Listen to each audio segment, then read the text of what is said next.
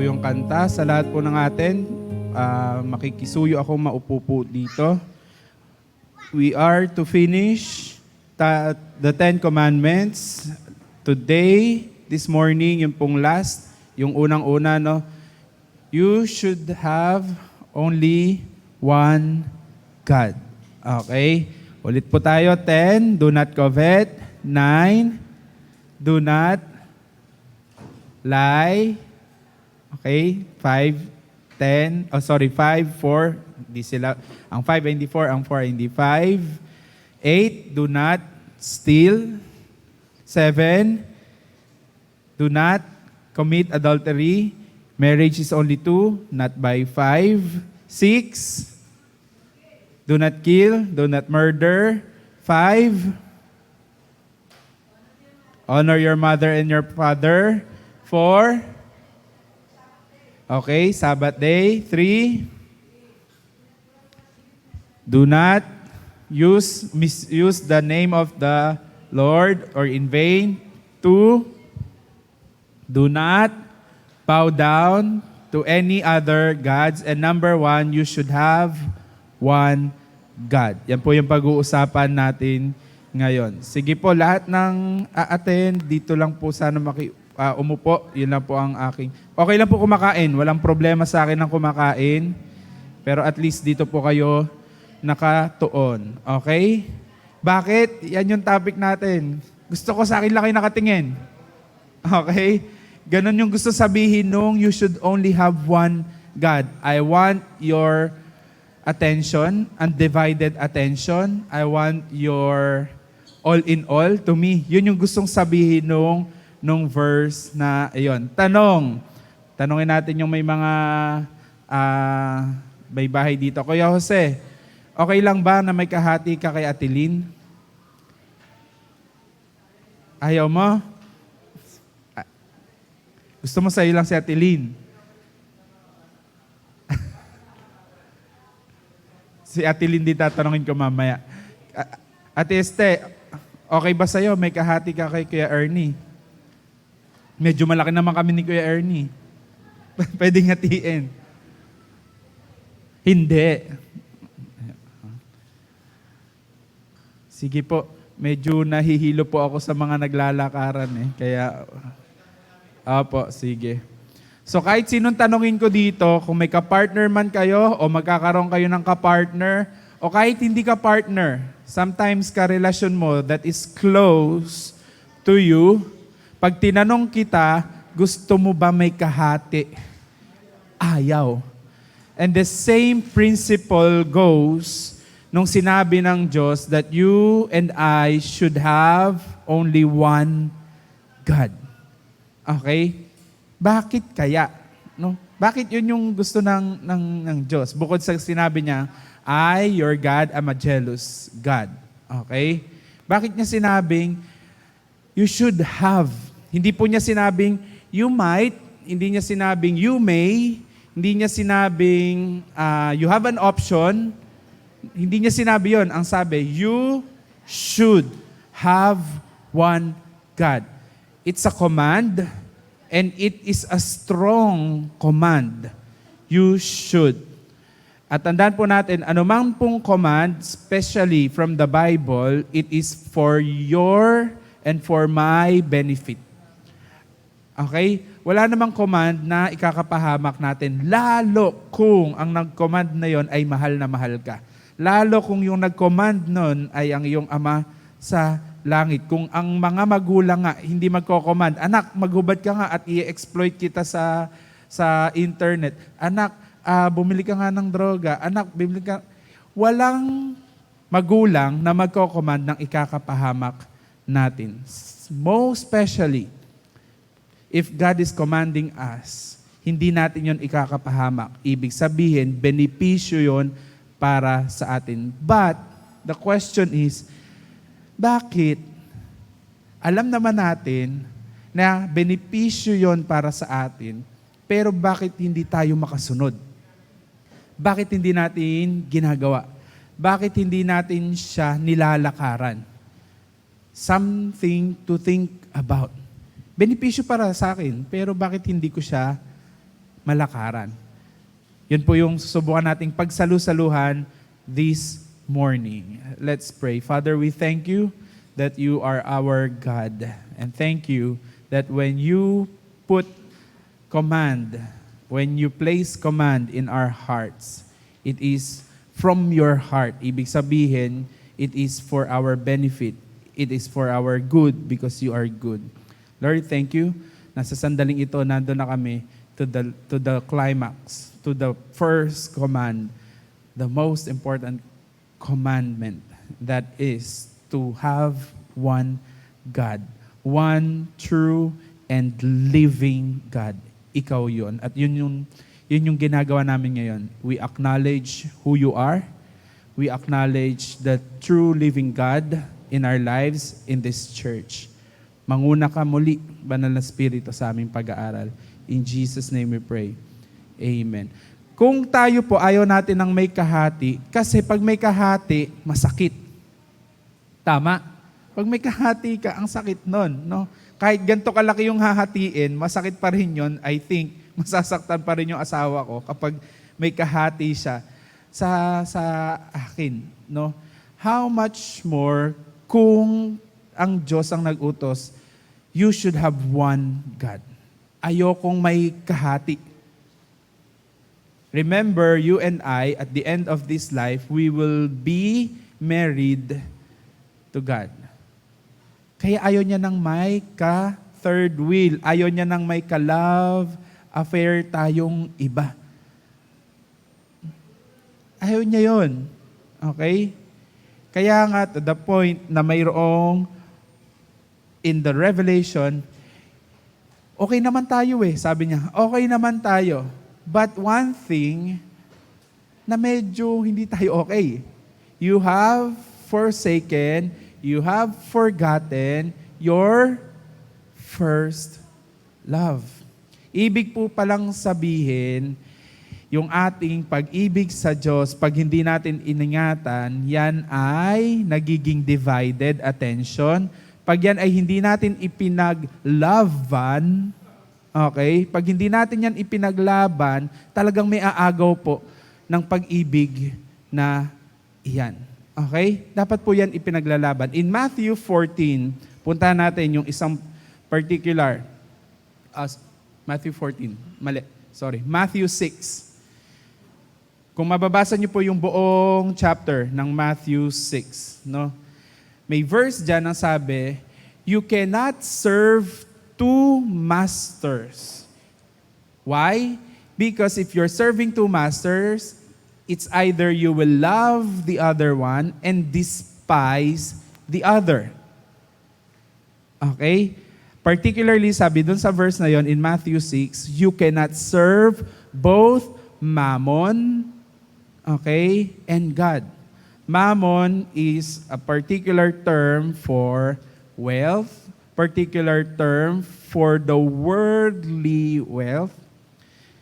So balikan naman natin yung Matthew 4. Kaya nga, anong pinang-tempt kay Jesus? Dinala siya sa mataas na lugar and then take a very quick glimpse and snapshot. Nakikita mo lahat ng kaharian na yan? Ibibigay ko yan sa'yo. Just bow down, worship me. And worship is only for God. That's why, first command, love your God. You should only have one God. Balikan natin si Matthew 6. Matthew 6 sabi, you cannot serve two masters. Imposible. Okay? Pero posible. Kaya nga lang, pag ginawa mo siya, hati. Pag ginawa mo siya, magkakaroon ng confusion. Sample. Sa bahay, pwede bang dalawa nanay? Pwede ba dalawa nanay? Hindi. Sa bahay, pwede ba dalawa tatay? Hindi. Okay? Nagbubugbugan nag-uusap yung dalawa dito. Pero pwede yung sa isang katawan, nanay at tatay. Tama ba? Ganun ba, Mi? Dalawa ba nanay mo? Si Nay Nena, saka si Nay Arlene. Nalilito ka? Hindi naman. Ano? Nag-humor lang po kayo. Nag-humor lang. Okay. Natawa naman siya. Effective naman yung humor mo kay nanay. Let's put it that way, no? Sa bahay, hindi pwedeng dalawa ang nanay. Hindi pwedeng dalawa ang tatay. Kaya nga pag nagpakasal, ang sabi, you need to live and cleave. Kaya ang tatay ko, dahil nasa bahay niya kami, siya na yung nag-leave. Hindi ho na sa amin. But reality, aralin natin yon, no?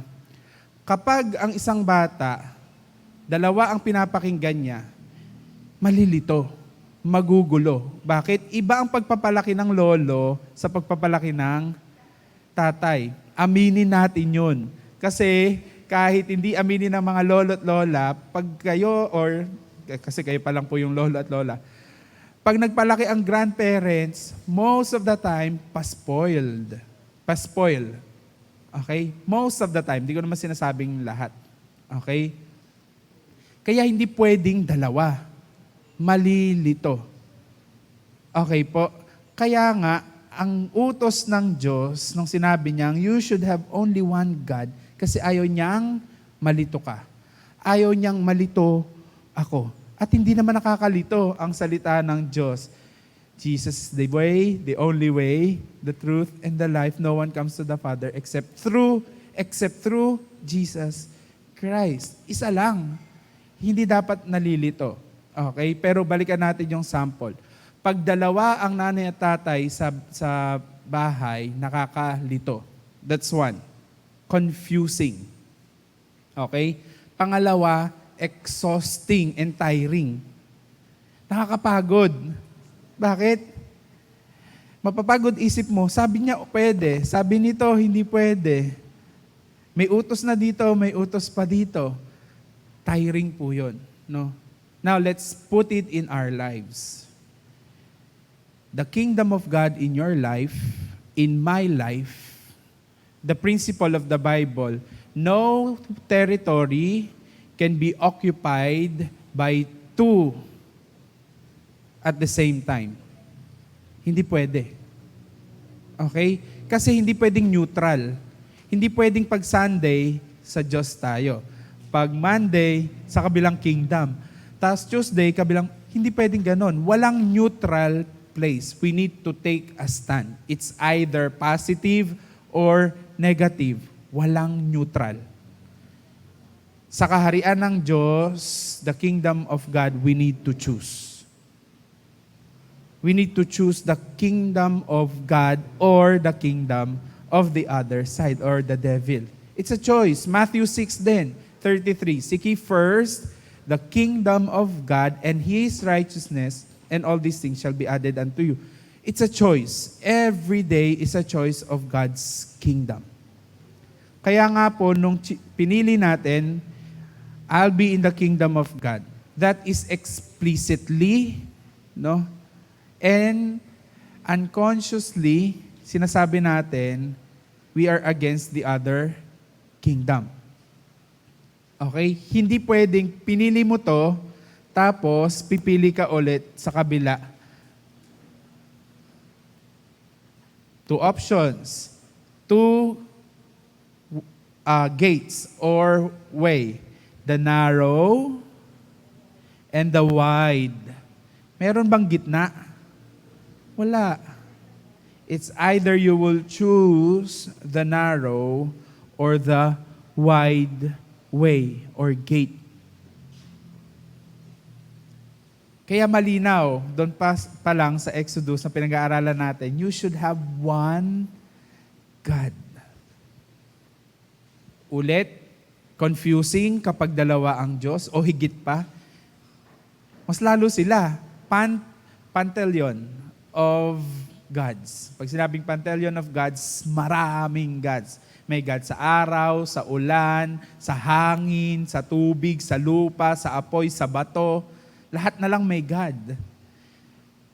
Nakakalito yon at nakakapagod. Pangalawa. Okay?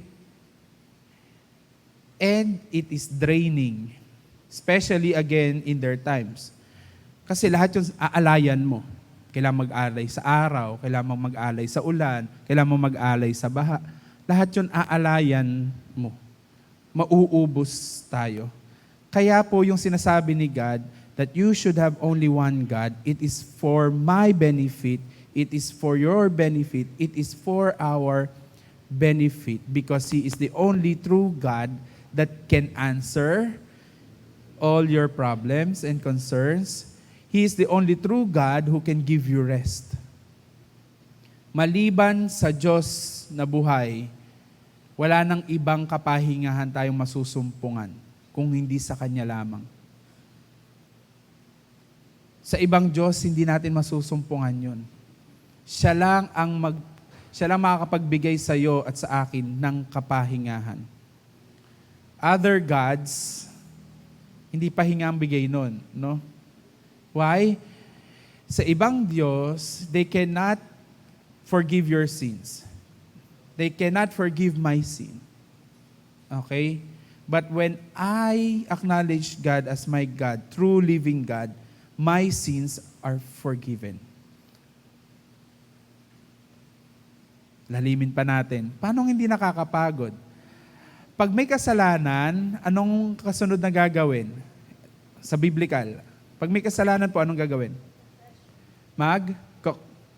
Yung pamamaraan nila, pag may kasalanan, nag-offer. Nakakapagod, di ba? Pero, kung tinanggap mo ang Diyos bilang iyong tagapagligtas, katulad ng kaninang binasa natin, ni-redeem. Diba? Nakakapagod kaya yung mamulot ka, isipin mo kung anong kakainin yung magbiyanan. Diba? Pero nung ni-redeem ni Boaz, si Naomi, okay, at saka si Ruth, no, yung kanilang clan. That's rest. Ano yung rest na nakuha ni Naomi at saka ni Ruth? Yung rest na, wala kasi doon nakasulat, no? Pero pag tinignan nyo, actually they're persecuted.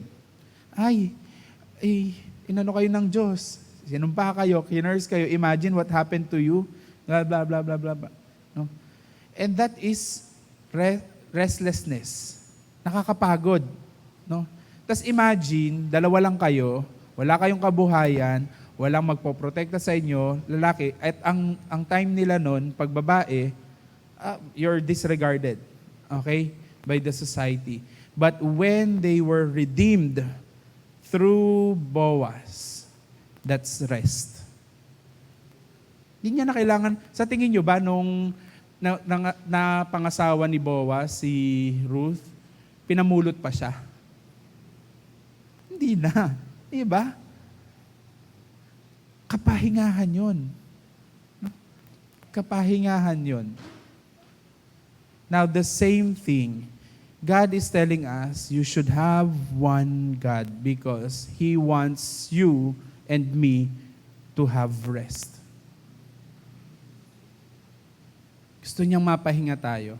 Gusto niya na mapahinga tayo saan? Sa mga religious activity, no? Mapahinga tayo sa mga batas na ibinibigay ng mundo. God wants you to take rest in Him and only in Him. Wala po kayong masusumpungang kapahingahan. Kahit kayo na po yung may pinakamalaking bank account laman, kahit kayo na po yung maganda ang kalusugan, matalino, malakas, no? Kahit nasa inyo na lahat, kahit kantahin nyo pa yung kinakanta ni Daniel Padilla, no? Pero sa mundong ito, hindi nyo po masusumpungan ang kapahingahang maliban na sumuko ka sa Diyos. Malibang siya lang ang maging Diyos mo. Bakit? Pag hindi po siya ang Diyos natin, gagawa tayo ng ibang Diyos. Ano yung karaniwang Diyos natin? Sarili. So magpe-perform ako. Kailangan ko mag-perform para maging magaling na tatay, para maging mahusay na asawa, para maging mahusay na trabahador. Walang masama sa lahat ng iyon. Okay? Pero kapag yon ay hindi ko ginagawa out of the love that I received from God, gagawin ko lang yon kasi sabi ng mundo, ay dapat ganito ang tatay, dapat ganito ang asawa, dapat ganito ang trabahador. Nakakapagod. Bakit po? Sa mundo, wala pong kasiyahan. Agree? Walang kasiyahan ng mundo. Kahit gumawa ka ng 10 maganda, may masasabi pa rin sa'yo ang mundo na hindi maganda. Pero kapag ang Diyos mo, resolve ka sa Diyos mo, resolve ang identity mo sa Diyos mo at yung relasyon mo sa Kanya, siya bilang nag-iisa mong Diyos, resolve ka doon, lahat ng alingaw-ngaw ng mundo, hindi yan makakapenetrate sa'yo. Because the world and the devil will always put lies. At ang kasinungalingan ay walang kapahingahan. At ang katotohanan dapat absolute, nag-iisa. Kasi pag maraming option pala yung katotohanan, hindi yon katotohanan. Truth should be absolute. And where can we find truth that is absolute? In the Word of God. Kaya po mga kapatid, kailangan natin bumalik sa salita ng Diyos. Bakit? Ang dami na pong truth that are twisted. Madali pong i-twist ang katotohanan. Lalo kapag magandang pakinggan, ay mukhang totoo. Lalo kapag pabor sa'yo, mukhang totoo. Pero hindi lahat ng katotohanan ay pumapabor sa atin. Truth hurts. Kaya nga hindi lahat laging pabor eh. Truth hurts. The Word of God is a double-edged sword. So ano yun? Masarap ba yun? Pag sinaksakan ng double-edged, masarap ba yun? Hindi. The Word of God is truth. It hurts. And the more that it hurts, the more that it will heal. Kakaiba, no? Sinaktan ka muna bago ka gamutin. Because that's reality. Sometimes, kailangan mo munang magising sa katotohanan. Kailangan mo munang makaramdam ulit ng sakit para malaman mong, ay mali na pala itong pinupuntahan ko. Mali na pala itong ginagawa ko. Mali na pala itong pinaniniwalaan ko. Now I am telling this because the world will offer other gods. The world will offer other gods. Si Ruth, pinili po niya si Naomi. Your God will be my God, your people will be my people, I will die with you. Sino po yung isa na babae? Si Orpah. Okay, si Orpah po, pag binasa niyo yung verse, sabi, and Orpah went back to the gods of his family. Basahin niyo po yung verse. Tapos, maliit na G. Gods pa. I hope nagbasa kayo habang nakikinig kanina. No, 4 na chapters lang naman po yun. Basahin niyo po yung Ruth. No? So, ibig sabihin, si Ruth, pinili niya yung tamang Diyos. Kasi ang mundo, maraming i-offer na Diyos. Pero ano tawag sa Diyos na yun? Diyos, Diyosan. Hindi sila totoong Diyos. Pag sinabing Diyos, Diyosan, hindi yun totoo. Diba? Parang laro-laruan. O hindi totoong laro-laruan. So kapag ibig sabihin, hindi totoong Diyos at Diyos-Diyosan, yung ating sinasamba, saan tayo pupunta? Sa langit, langitan. Hindi totoo. No. Kaya we need to be very careful. We need to have one God because there's only one way back to the Father, to God. The world will deceive us. The devil will deceive us. Matthew 4, malinaw. Even Jesus, gustong i-deceive. No? Through the flesh, gawin mo tinapay, to the security, magpatihulog ka, through the wealth, sa'yo na lahat yan. Gagawin ng kaaway lahat para maagaw ka doon sa love relationship mo with God. Gagawin lahat ng kaaway yun. And again, one God na meron tayo, most of the time sarili natin. Ang galing ko, ang husay ko. Meron akong ipon. Okay naman ang nagiging takbo ng timeline ng mga plano ko. When ourselves will be our God, naku, nakakatakot yun. Kasi yun nga yung naging fall of man. Gustong maging Diyos. Ang totoo, God is already in us, with us. We are created in His image and likeness. Nabulagan pa kasi. No? Nabulagan pa. Even to the point, Tower of Babel, gustong abutin ang Diyos. Because from the very beginning, we are really wired, we are really intertwined to eternity. Sabi po ng Ecclesiastes, God set eternity in man's heart. Basahin niyo po yung Ecclesiastes. Kaya talagang we're longing eh. We're longing for that divine. Kaya nga lang, pag hindi natin nasumpungan ang totoong Diyos sa biblikal na kaparaanan, ma-o-offeran po tayo ng mundo, ng iba. And that is one, yung sarili natin. Pangalawa, yung standard ng mundo na titulado ka, marami kang yaman, no? That's another Diyos. Paano yon? Trabaho. So I think maraming guilty pagdating sa trabaho. No? Kahit ako yuyuko. Pagdating sa trabaho, Diyos na natin trabaho natin. What does it mean ba na kapag Diyos ay Diyos? Kung siya talaga ang Diyos mo, meaning para siyang trabaho, doon mo ibibigay lahat ng lakas mo, panahon mo, husay mo, kasi siya ang Diyos mo. Kaya nga, Matthew 6, you cannot serve two masters. Ibig sabihin, when you serve, ibibigay mo lahat. Mas matindi po sa Bible, pag sinabi mong bond servant ka, wala kang identity of your own. Wala. Alipin ka talaga. Isipin nyo na po yung worst point ng pagiging alipin. Yun yun. Wala kang sariling ikaw.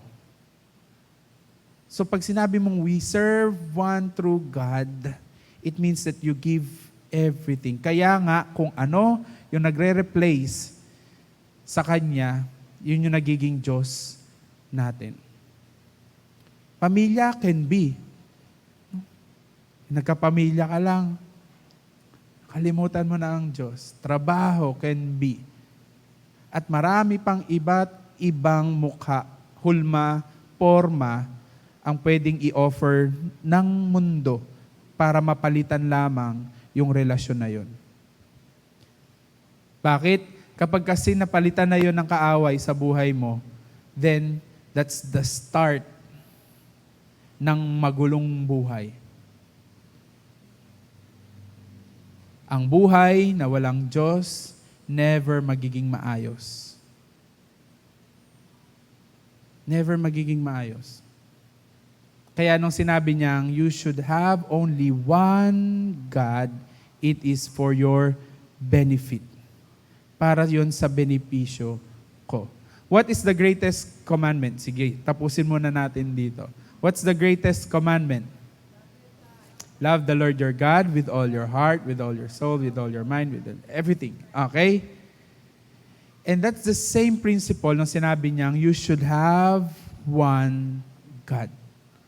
Meaning, you should love only God. 1 Corinthians 13:13. Kabisado po. These three remain, faith, hope, and love. But the greatest among these is love. Mga kapatid, alam nyo po, when you walk in faith, mananatili yon. Mananatili siya. Okay? Kaya nga, we need to walk in faith. Okay? And when we do things in hope, mananatili iyon. Pero sabi, sa lahat ng yon, ang mananatili, the greatest among these is love. So if we're saying that I have only one God, ibig sabihin, I only have one love. Dapat si Gren, second lang yan sa listahan ng love ko. Hindi siya ang una. Malinaw dapat yon sa akin. Dapat third party lang si Gren. Dapat alam din niya yon. Okay? Ganon din ako. Hindi dapat ako ang una niya. Dapat si God. Dapat third party lang niya ako. Pag ako ang nauna sa kanya, agugulo na buhay niya. Pag siya nauna sa buhay ko, gugulo na rin ang buhay ko. I should know by heart, by mind, that God is my God. Top priority ko siya. That my love should be God. Kaya nga lang niya isinunod yung, and second to this is, love your neighbor as you love yourself. Bago ko mapangasawa si Gren, siya ay neighbor ko. So, ang una kong ka-love affair, relationship, ay Diyos. Pangalawa lang yung neighbor ko. The same thing, yung sample na lang, kaya ang sinample ko, sa amin na lang mag-asawa. The same thing with all of us, mga kapatid. Huwag nating limutin, dapat ang una mong ka-love relationship from the very beginning is God. Pag na-replace yung love relationship na yon, try nyo po, ang gulo. Or wag na lang sa inyo, i-observe nyo na lang po sa church. Yung biglang yung biglang nagkaroon ng trabaho, na ang naging love niya ay trabaho. Tapos bumalik ng church. Tapos tanongin mo, ba't bumalik ka ng church? Kasi ang gulo na. Buti bumalik ng church.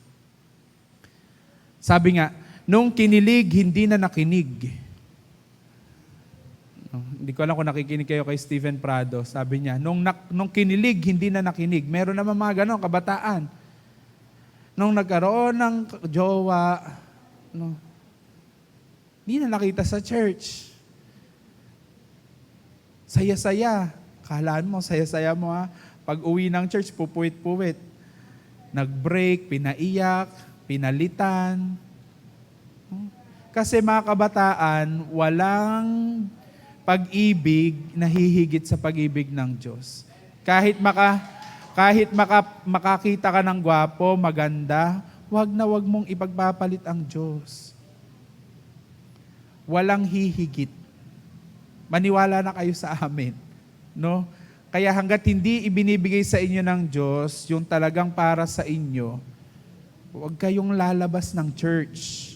Dapat nga, sabi ko sa inyo, dapat nga sa church nyo nakikita yung kapartner ninyo. Okay? At kapag nakita nyo na yung kapartner nyo, ganun pa rin, hindi siya pwedeng mauna sa Diyos. Dahil una pa rin dapat ang Diyos. Because the first commandment, kung bakit siya first, ibig sabihin, importante siya. Hindi inuna yung do not covet. Ang first, you should have one God. Pag po naglilista kayo, kadalasan pag naglista kayo nung una, yun yung importante. Diba? Yun yung mahalaga. So, hindi po ito nauna for nothing. Una ito kasi importante ito. You should have one God. Question po? Naka 34 minutes na po ako. Tapos na po tayo for now. Hopefully to finish it next week. May tanong po kayo, clarification, question, addition, subtraction, violent reaction. Tanong po, mas okay po kasi kung may tanong kayo, mas nakaklarify yung mga bagay. So, subukan po natin sagutin next week, mabilis. Bakit? Ang ganda naman ng command, pero ba't ang dami sa atin? Kahit ngayon, tayo, aminin natin, there are times hindi natin siya nasusunod. Paano? mas mapipili pa natin yung 1 oras, 2 oras ng scroll. Oh, you should have only one God. So, paano naging one God siya kung 1 hour ka sa scrolling, tapos wala pang 1 minute sa Bible reading? Parang, ano yon, no? Nakakalito yon. Bakit nga kaya ganon? No? But bitbitin niyo po yung tanong na yon kasi susubukan natin siyang sagutin next week. Bakit ang ganda-ganda ng command para sa benefit ko pero hindi ko pa rin masunod? Sagutin natin na yun na, ba't hindi ko siya masunod bilang Kristiyano? Kasi yung hindi Kristiyano, madali nang sagot yun eh. Hindi nga Kristiyano, wala kang love relationship with the Lord with God eh. Pero tayo, umamin man tayo o hindi, may relasyon na tayo sa Diyos, pero may mga pagkakataon pa rin na hindi natin nasusunod yung you should have one God. Bakit? So sana mapag-isipan nyo po for the whole week at pagsalu-saluhan natin next week. Tanong po, mga kabataan. Ate Jenny. Bakit nga ba? Bakit nga ba? Sagutin po natin sa serious? Hindi serious yung relationship with God, no? Pag ba sinabi nating serious yung relationship with God, talagang serious yung ganito. Seryoso ko, Lord. Minsan yung relationship with God para bang boring, kaya ayaw natin makipag-relationship with God. Boring ba ang relationship with God? Hindi eh. No? Aralin natin yan. Tingin ko, church lang ang nagsasabing kailangan boring. Ang saya kaya makipagrelasyon sa Diyos. Tanong po. Walang tanong? Ako? Yan, tay Charlie. Saan ba binaril si Rizal? Saan binaril si Rizal? Si Rizal po ay binaril sa likod dapat. Sa likod. Kaso po, humarap po siya. Kaya po sa harap po siya binaril. Okay. pumatol sa tanong no. Naku, ako po ay patolang teacher kahit yung mga estudyante ko anong tanong. Pero katulad ni Rizal, si Rizal yung pagmamahal niya maalab, no? Lumalagablab. Pero pang tao lang. Kaya nga po may mga Rizalista. So imagine, may mga tao pinaglalaban ng bayan, tapos iniidolo si Rizal. Up to now, Rizalista. How much more? Hindi lang binaril si Jesus, tay Charlie, di ba? Sinibat, dinuraan, tinadyakan, pinagpasa ng krus. How much more na dapat nating iduluhin, gawing Diyos, itanghal ang Diyos, ang tunay na Diyos sa buhay natin. Kung yung mga Rizalista talagang pinaglalaban sila, all the more tayong mga anak ng Diyos. Okay? So, na-connect ako naman, tay Charlie, no? Okay naman. Siyempre, ayaw nating masasayang yung mga moment na yan. And yan yung love relationship with God. Hindi boring. Thank you, tay Charlie, na you made it light, yung ating topic. Okay? Sige, kung wala na po kayong tanong, I hope that you were enlightened kahit papaano.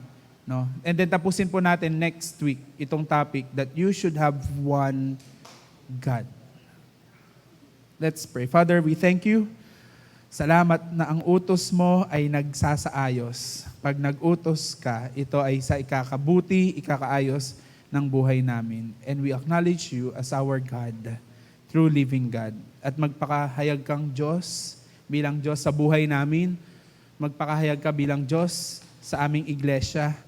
At hinahayaan namin ng iyong paghahari, ang iyong pagdating, ang siya naming dadanasin, mararanasan. And Lord, habang kami ay nandito, tulungan mo nga kami at turuan kami na ikaw lamang ang maging tunay na Diyos ng buhay namin. Lord, patawad sa mga pagkakataon na nasasaktan kami, nasugatan kami, nahirapan kami. Dahil sa mga pagkakataon na yon, pinili namin yung ibang Diyos. Kaya Lord, we pray na sa mga darating na araw pa ng buhay namin, we will choose you. Dahil ikaw, hindi mo kami sasaktan, hindi mo kami pababayaan, lagi mong iingatan yung pagmamahal na ibinibigay namin sa iyo. Lord, thank you, hindi namin matutumbasan yung pag-ibig mo. Dahil yung pag-ibig mo ay walang hanggan. Yung pag-ibig mo ay unconditional. It's everlasting. It is loving kindness. Kind siya kahit hindi kami kind. Salamat Lord, unconditional siya. Na hindi namin kailangan mag-perform bago namin maranasan yung pag-ibig mo. Ganon kasarap magmahal sa iisang Diyos. Buhay at tunay na Diyos. Lord, pagpalain mo kami ng kalakasan sa nalalabing oras ng araw na to. Hayaan mo na magamit namin ang araw na to ng may kasiglahan, kasiyahan kasama aming pamilya at iba pang mga taong makakasama namin sa buong maghapong ito. Ingatan mo po kami sa anumang aming gagawin, sa anumang aming tatrabahuhin. In Jesus' name we pray. Amen. God bless us all.